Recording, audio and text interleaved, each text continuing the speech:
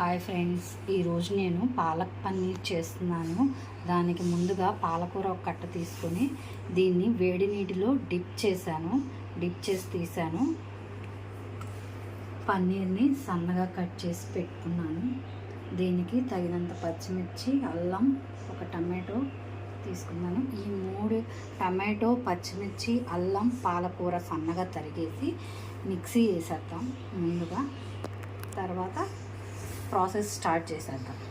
తీసుకొని మనం తరిగి పెట్టుకున్న అల్లం, పచ్చిమిర్చి, ఒక 4 ఈ పాలకూరకి ఒక 4 మిర్చి తీసుకున్నాను. ఇది కట్ట పెద్దది. 4 మిర్చి, కొంచెం అల్లము, ఒక టమాటో మిక్సీ వేసేసుకుందాం. తర్వాత ఈ పాలకూర కూడా కలిపేసి మిక్సీ వేసేద్దాం మెత్తగా.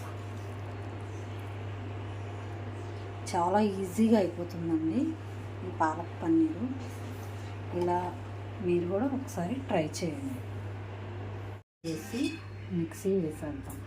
పాలకూరలో దగ్గరకు వచ్చే వరకు మగ్గ పెట్టేద్దాం. దీన్ని కొంచెం వాటర్ వేసి దగ్గరకు వచ్చే వరకు మగ్గ పెట్టి మగ్గిన తరువాత పన్నీర్ వేసేద్దాం. దగ్గరకు వచ్చేసిన తర్వాత దీనిలో తగినంత బటర్ వేద్దాము. ఈ బటర్ వేసేసి ఈ పన్నీరు, ఈ కొత్తిమీర కూడా వేసేద్దాం.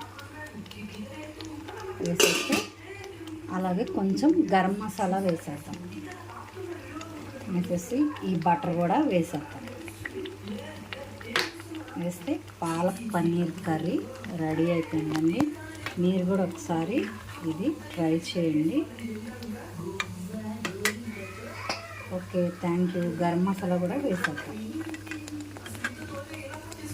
Thank you. ఈ రెసిపీ కనుక మీకు నచ్చినట్లయితే లైక్ చేయండి, షేర్ చేయండి, సబ్స్క్రైబ్ చేయండి.